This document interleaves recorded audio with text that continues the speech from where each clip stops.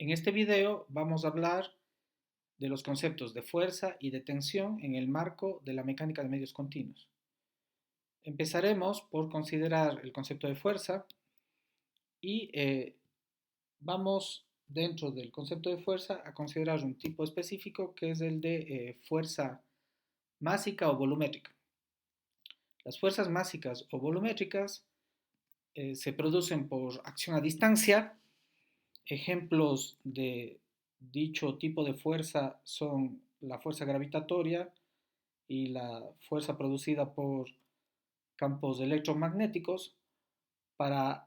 obtener su magnitud total en un medio continuo hay que obtener una integral de volumen en la cual se tiene como integrandos a la densidad multiplicada por un vector b que tiene unidades de aceleración y que considera las fuerzas en un punto por unidad de masa. Por otro lado, tenemos las fuerzas superficiales o de superficie que consideran la acción que se da por contacto entre medios continuos. En este caso, lo que va a suceder es que vamos a tener un vector t que actúa en un punto del contorno del medio continuo que estamos considerando, y por esto, para obtener la fuerza total de superficie que actúa sobre el medio continuo, lo que hay que hacer es obtener la integral en el contorno, la integral de área en el contorno de este vector t, conocido como vector de tracción o de tensión. Las fuerzas de superficie, como les decía, se producen por el contacto del medio del medio continuo que estamos considerando con su entorno. Un concepto importantísimo que surge a partir del concepto de fuerza es el de fuerza interna.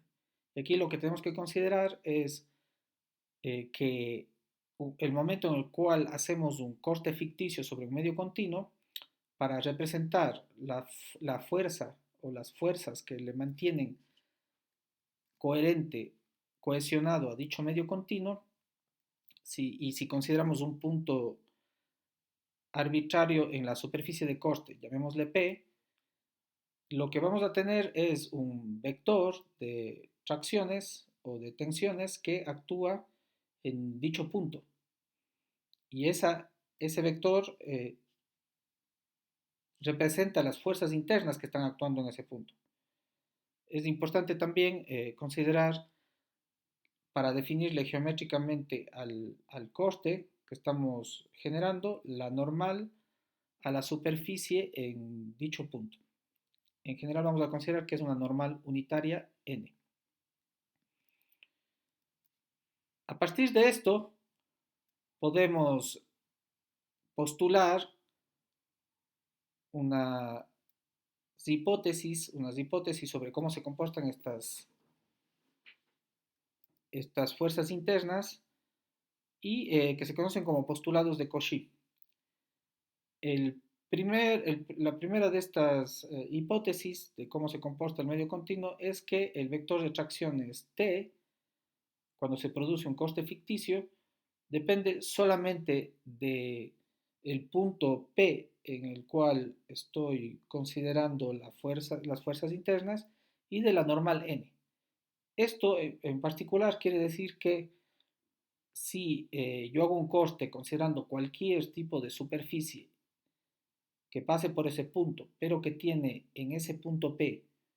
la normal n, su normal es n, el vector de tracciones va a ser el mismo, va a ser invariable, no importa cuál sea la superficie, ya sea un plano o ya sea una superficie con cualquier curvatura, basta con que estemos considerando el mismo punto y que en ese punto la normal sea n,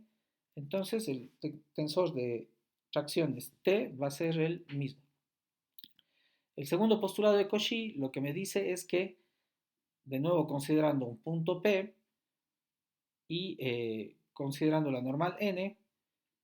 Si yo considero el punto correspondiente en el otro lado del corte ficticio que se realizó,